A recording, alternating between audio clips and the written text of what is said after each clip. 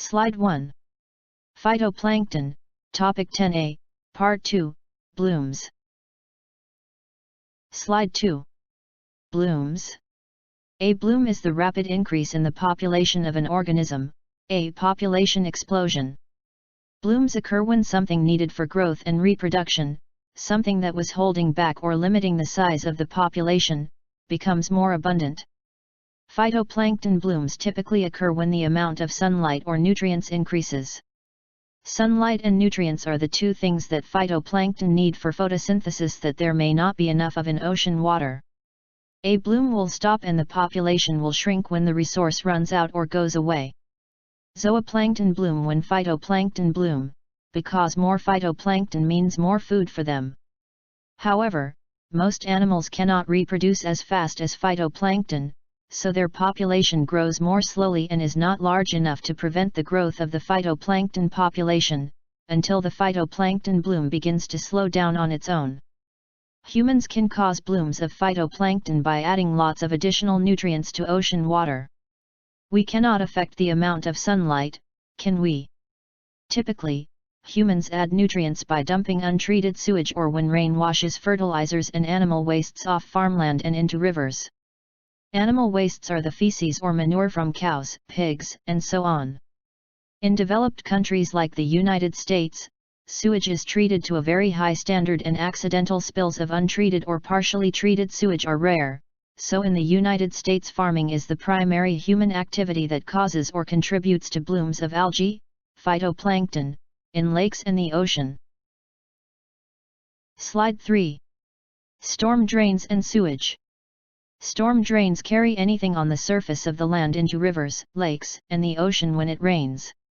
Yard waste and animal feces and storm drain runoff are sources of nutrients. However, it takes a while for them to be decomposed by bacteria in the ocean. The nutrients are released slowly, a little bit at a time. Thus, storm drain runoff from a city typically does not have enough nutrients in it to cause a harmful bloom of phytoplankton. It is the bacteria that grow on the fecal matter that typically cause the worst problems. The bacteria can make beachgoers sick. The ocean helps the bacteria get into our bodies through our eyes, ears, mouth, and so on.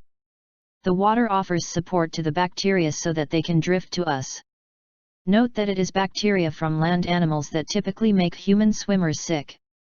Most ocean bacteria are not well adapted to invade the bodies of land mammals like humans. Slide 4. Sewage comes from all the stuff that goes down the drains in your house, the kitchen sink, toilets, bathroom sinks, the bathtub, the dishwasher, the washing machine, and so on. Sewage is also called wastewater. Sewage is a soup of dead, decaying material, wastes, and chemicals that flows out of our homes and other buildings. Before sewage is released into the ocean or other bodies of water, the government mandates that it must be treated. It must be cleaned. This treatment typically focuses on killing disease-causing bacteria and removing excess nutrients. Nowadays, sewage is treated to a very high standard in developed countries like the United States. The treated wastewater is practically drinkable. Slide 5. Thus, both rainwater runoff from storm drains and water coming out of sewage treatment plants are not typically the causes of harmful blooms of phytoplankton in the United States, certainly not the biggest and longest-lasting ones. In the United States and other developed countries like Great Britain, France, Germany, Japan, Australia, and so on, it is the fertilizers put on the fields of farms that cause the worst harmful blooms of phytoplankton.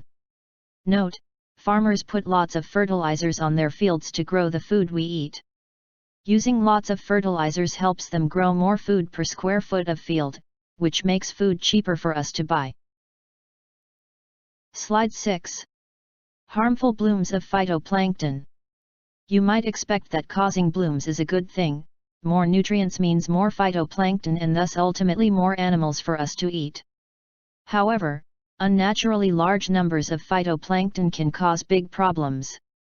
We will examine two major examples: dead zones, regions of water with low levels of oxygen, and toxic algal blooms, phytoplankton who make poisonous substances. Our example of a toxic algal bloom is red tides.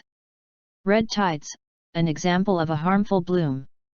Red tides are a bloom of red-colored phytoplankton, typically dinoflagellates. There are so many phytoplankton in the water that they make the water look red, or brown or yellowish. Some red tide algae, but not all, produce chemicals like domoic acid that are toxic to vertebrates like birds, mammals, and humans. Filter feeders like clams and other shellfish strain the algae out of the water during a bloom. They eat lots of algae, and the more they eat, the more toxic they become. This is called bioaccumulation. If we or other vertebrates, like seals and seagulls, eat the shellfish, we can become sick.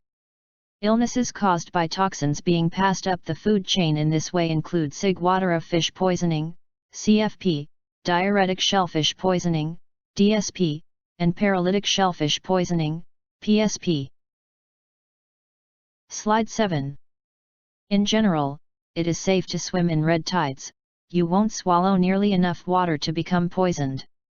However, the algae do leak toxins into the water, and these cause some people to develop rashes. As long as you get out of the water when you notice the rash and wash it off, you should be fine. Breaking waves can catapult the toxins into the air, and some of these toxins cause respiratory, breathing, problems for people who live near the coast. This discussion is not true for all blooms of algae, especially those in lakes. It can be extremely dangerous to drink or even touch water in a lake filled with toxic algae. Note that the phytoplankton are not poisonous because of toxic chemicals absorbed from the water. Like many land plants, the red tide phytoplankton naturally produce chemicals that are harmful to humans. The most dangerous animals to eat after a bloom of red tide phytoplankton are filter feeders like clams, mussels, oysters, and so on. When people see a bunch of dead fish floating in the water, they are usually smart enough to guess that something might be wrong with the fish. They do not say to themselves, "Yum, a free lunch." However, the toxins in red tide phytoplankton do not kill clams, mussels, oysters, and other invertebrates. Toxins build up more and more in the bodies of shellfish like clams, mussels, and oysters as they eat phytoplankton. The more phytoplankton they eat, the more toxins are entering their bodies. It should be safe to eat clams, mussels, oysters, and other shellfish in restaurants, because the United States has good regulations and does a good job of inspecting seafood. Restaurants will import shellfish if the local ones may be poisonous. Slide 8. Dead zones, an example of a harmful bloom. Another example of a harmful algal bloom is a dead zone. Dead zones occur at the end of a bloom. A bloom typically ends when there are few nutrients left in the water or it becomes too hard to get sunlight. During a bloom, phytoplankton reproduce more and more, and each offspring absorbs nutrients from the water. Each newly born phytoplankton needs enough nutrients to make chlorophyll and other molecules, so that they can carry out photosynthesis and make food for themselves. At some point, there will be few nutrients left in the water, and when phytoplankton reproduce, their offspring will not be able to find enough nutrients in the water. In other words, phytoplankton that are born will die, because they cannot get enough nutrients so that they can make food for themselves. In addition, a bloom makes the murky. All the other phytoplankton in the water block sunlight from reaching the water below them. Thus, it becomes harder and harder to get enough sunlight and make enough food to survive. Eventually the water is filled with a lot of dead phytoplankton. Phytoplankton die of old age, they only live for days, perhaps a week, or from being unable to get enough nutrients and sunlight. The algae lose their green color as their bodies break down, making the water look brown instead of green. Slide 9. All the dead phytoplankton bodies in the water encourage the growth of bacteria who get the energy they need to live by decomposing, breaking down, the dead bodies and wastes of ocean life. However, bacteria use oxygen in the water to decompose the dead bodies, just as we use oxygen to break down food molecules in our bodies. Animals who live in the areas of the bloom, because they cannot breathe. Of course, some animals can swim away. However, many animals like clams and crabs cannot swim away. Some animals who can swim do not leave, presumably because their instincts tell them that they cannot survive in the open ocean away from the coast. They will not find enough food or will get eaten. Which would you choose, to be eaten or to suffocate? Slide 10. One of the best known examples of a dead zone is the one that occurs at the end of the Mississippi River. The Mississippi drains practically the entire middle of the United States, including a vast amount of farmland. Some of the fertilizers that the farmers put on their land to help them grow more food per acre and animal wastes from huge factory farms are washed off the land and into local rivers. These rivers flow into the Mississippi River, which carries nutrient-rich water into the ocean. The resulting dead zone harms the livelihoods of the local fishers and the tourism industry. People stay away from beaches with yucky-looking and smelly water, so they do not patronize coastal businesses like hotels and restaurants and go somewhere else instead. Fish, shrimp, clams, oysters, and other seafood die from a lack of oxygen, reducing the food supply. Fishers need to go farther out in the ocean in search of animals to catch, costing them time and money for fuel. A harmful algal bloom can easily cost local communities tens of millions of dollars in lost fisheries and tourism revenues, and many such blooms happen each year in the United States. Dead zones were common in the port of Los Angeles in the 1950s. The Clean Water Act limited the amount of pollution that could be dumped in the harbor, and since the mid-1980s there have not been any more dead zones. Scientists use the word eutrophication to describe the dead zone phenomenon. Water with low levels of oxygen in it is called hypoxic. The word anoxic, no oxygen, is used to describe a lack of oxygen in the water, levels that are so low that animals cannot breathe and will die. Slide 11.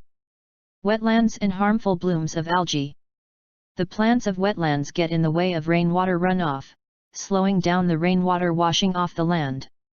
This gives the plants and algae of wetlands more time to absorb nutrients from rainwater before it flows into rivers, lakes, and the ocean. Wetlands are a natural and effective way of preventing too many nutrients from entering bodies of water and causing harmful blooms of algae. Wetlands also prevent bacteria and viruses that can make us sick from being washed off the land into lakes and the ocean. Superfilter feeders like clams, mussels, and oysters often live in or next to wetlands, and eat bacteria and viruses as well as plankton when they suck in water. In addition, the water flowing through wetlands is no longer moving fast enough to carry many sediments, so many sediments sink and trap water, nutrients, bacteria, viruses, and other things in the water in the mud on the bottom of wetlands. In the past, we had more wetlands along the sides of rivers and along the coast next to the ocean. However, many wetlands were destroyed in the United States. They were converted into farmland or filled in to make way for homes and businesses. Wetlands continue to be destroyed in many places around the world for the same reasons. Slide 12. Other kinds of harmful blooms. While we have focused on two major kinds of harmful blooms, dead zones and red tides, I would like you to be aware that other kinds exist too. For example, adding lots of nutrients to ocean water can also encourage the growth of harmful microorganisms. Some attack fish and other organisms directly, causing wounds, like Pfisteria piscicida. Some inhibit feeding or breathing, produce lots of mucus and clog gills, like species of Chaetoceros. Even unnaturally large blooms of phytoplankton that do not result in dead zones can cause problems. Many ocean animals begin life as zooplankton that feed on phytoplankton. When they grow up, they become nekton or benthos that eat other things like seaweed, zooplankton, or corals. If there is an unnaturally large bloom of phytoplankton, fewer animals will die from a lack of food as kids. In other words, more of these animals will survive and become adults that feed on something different. Since there are more adults than normal, the animals eat more food than normal. These adults can disrupt their ecosystems by eating too much. For example, they might eat up all the kelp in a kelp forest or all the corals in a coral reef. This eventually harms them too, because they will run out of food and starve. Slide 13. Not all harmful blooms are caused by human activities. Blooms can happen naturally, including harmful ones that result in dead zones and toxic red tides. For example, brief, strong winds along the coast of Oregon often enhance upwelling, leading to a short, enormous bloom of phytoplankton that ends in a dead zone. Slide 14. Seasonal blooms in the open ocean, far from land. Phytoplankton are more abundant during some seasons than others, depending upon the availability of sunlight and nutrients. The pattern varies a lot from place to place, especially along coasts, but there is a consistent pattern that oceanographers have found in the open ocean, far from land. I will now discuss the seasonal bloom cycles in the open ocean, far from land. It can help us understand the natural causes of blooms in the ocean. As winter ends, the number of phytoplankton increase in the mid-latitudes and high latitudes, closer to the poles. Numbers increase throughout the spring, but go back down during the summer in the mid-latitudes. At higher latitudes closer to the poles, the numbers keep going up during the summer, reaching enormous levels. Then, during fall phytoplankton populations start going down at the poles. In the mid-latitudes, though, phytoplankton numbers go up a little, but then go back down as winter arrives. Notice that I have not discussed the low latitudes, the tropics. I have not discussed the tropics, because there is no bloom cycle in the tropics. The phytoplankton population is fairly steady. It does not go up or down very much. In addition, the phytoplankton population is smaller than at the other latitudes. In other words, the open ocean in the tropics has little life compared to other parts of the ocean. You might say that the tropical open ocean is an ocean desert. Slide 15. I will now repeat my discussion of the seasonal bloom cycle in the open ocean, far from land. It can help us understand the natural causes of blooms in the ocean. As winter ends, the number of phytoplankton increase in the mid-latitudes and high latitudes, closer to the poles. Numbers increase throughout the spring, but go back down during the summer in the mid-latitudes. At higher latitudes closer to the poles, the numbers keep going up during the summer, reaching enormous levels. Then, during fall phytoplankton populations start going down at the poles. In the mid-latitudes, though, phytoplankton numbers go up a little, but then go back down as winter arrives. Notice that I have not discussed the low latitudes, the tropics. I have not discussed the tropics, because there is no bloom cycle in the tropics. The phytoplankton population is fairly steady. It does not go up or down very much. In addition, the phytoplankton population is smaller than at the other latitudes. In other words, the open ocean in the tropics has little life compared to other parts of the ocean. You might say that the tropical open ocean is an ocean desert. Next, let us turn our attention to explaining the observed bloom patterns that I just described. Slide 16. To understand the seasonal bloom cycles at each latitude, pay attention to two key factors during each season: 1. The amount of sunlight available during each season, and 2. The temperature of the water at the surface.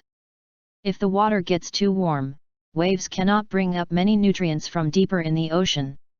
Waves bring up nutrients from the thermocline, the layer below the surface mixed layer.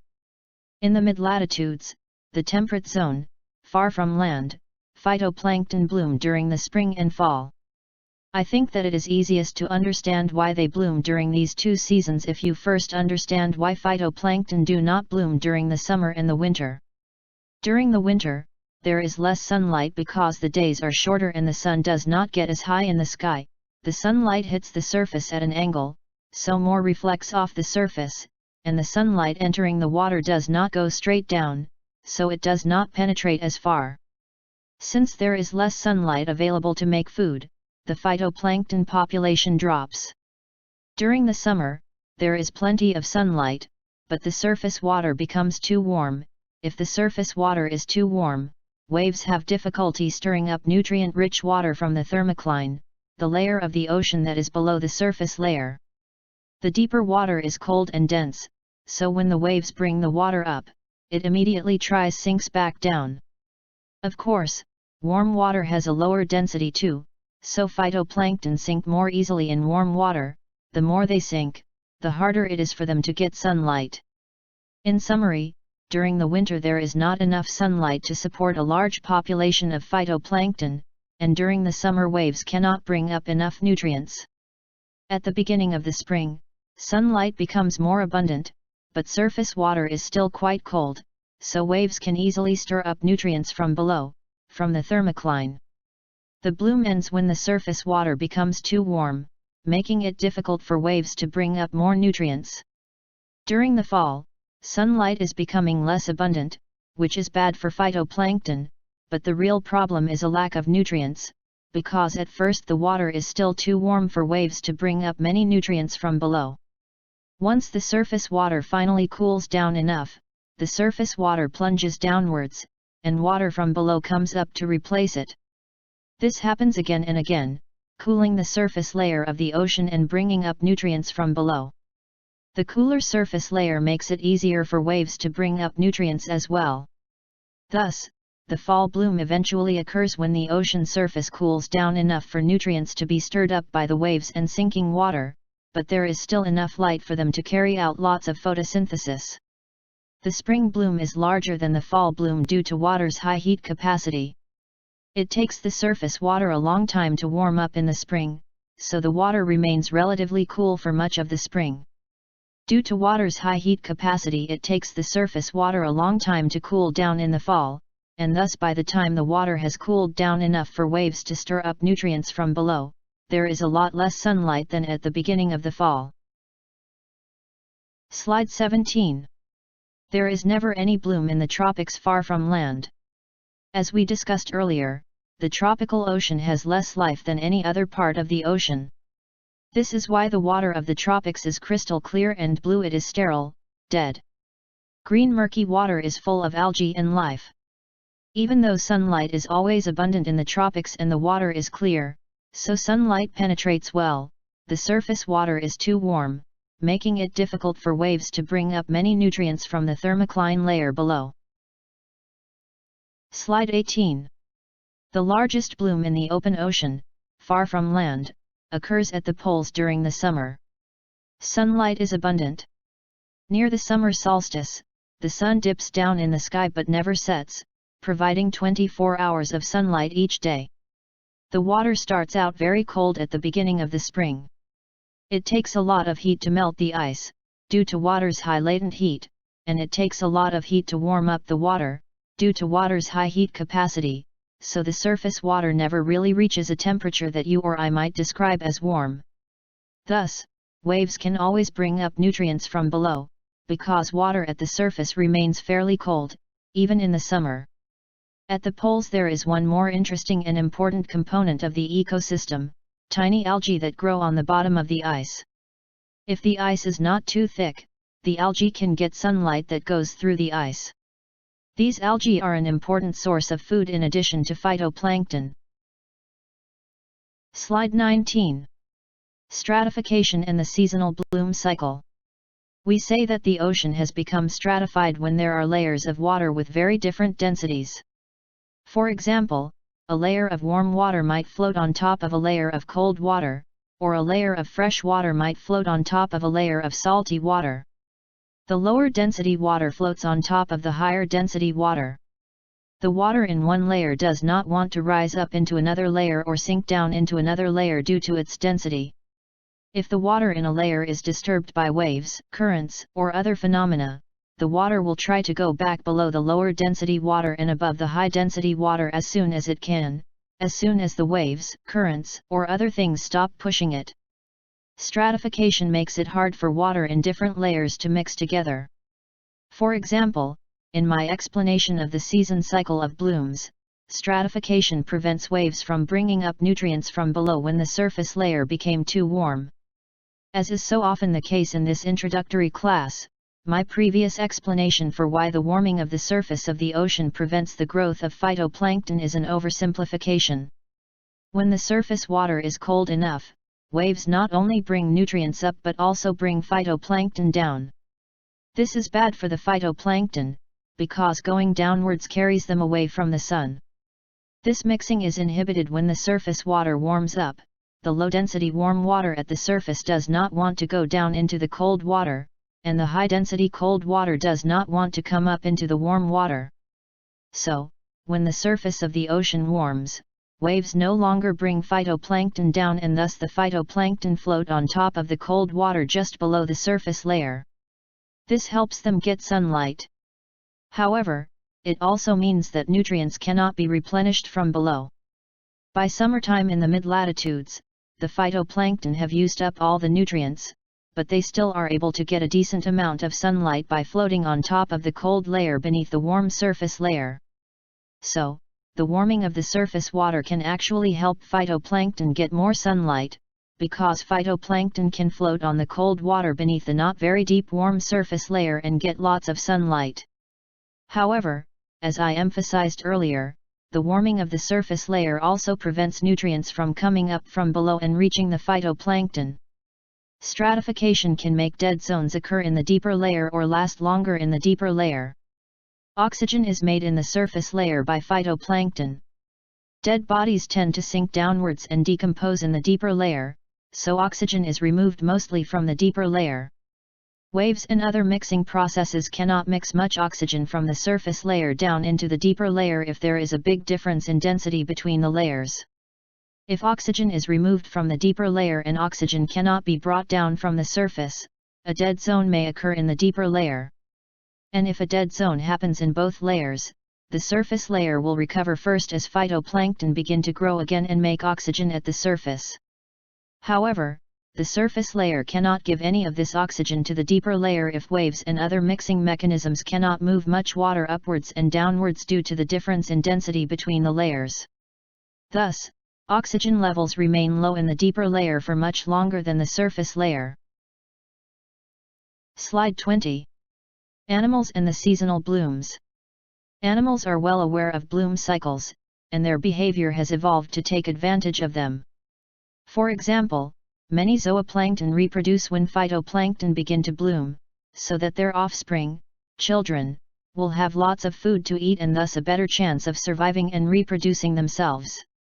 In fact, one thing I probably should have mentioned when explaining the open ocean blooms of phytoplankton, as the zooplankton population grows and they eat more and more phytoplankton, they probably help end the phytoplankton blooms and bring down the phytoplankton population much faster than a lack of sunlight or nutrients would on their own. Many animals, and phytoplankton, use the temperature of the water as a trigger. When the water reaches a certain temperature, they reproduce. The water temperature represents sunlight. Water warms during the spring when the days get longer and the water receives more sunlight. You can see how global warming might mess with this system, warming the water and making it appear like spring too early in the year. Phytoplankton might bloom too early, before enough nutrients are available, and waste their time and energy. Zooplankton babies might hatch before phytoplankton become abundant. Most would starve before the phytoplankton bloom actually happens. Of course, losing most of the next generation would reduce the population of zooplankton and thus food available for small fish and other animals that eat zooplankton. Larger animals also take advantage of blooms. They migrate vast distances to be at the right place and the right time to feed on zooplankton who bloom when the phytoplankton bloom. The large animals may also eat small fish who are attracted to the bloom to feed on zooplankton. For example, gray whales regularly migrate up and down our coast. They head up to Alaska for the summer when the most food is available. They need to eat a lot to build up their blubber, their food reserves, since they feed less frequently during the rest of the year. Then, the whales migrate south, and go past us in the fall so that they can spend winter in the warm, shallow lagoons, estuaries, of Mexico where the females give birth to their calves. In the spring, they migrate north and go past us on the way to Alaska. There are several explanations for why the whales leave Alaska and go down to Mexico instead of living in Alaska all year long. Baby whales don't have much blubber, so the water may be too cold for them during the winter. In addition, orcas, killer whales, are more abundant farther north, where most of the food is, as we have discussed. Orcas kill baby gray whales by holding them underwater long enough for them to drown. This would be difficult in the shallow waters of Mexican lagoons. So, gray whales may migrate at least in part to protect their young.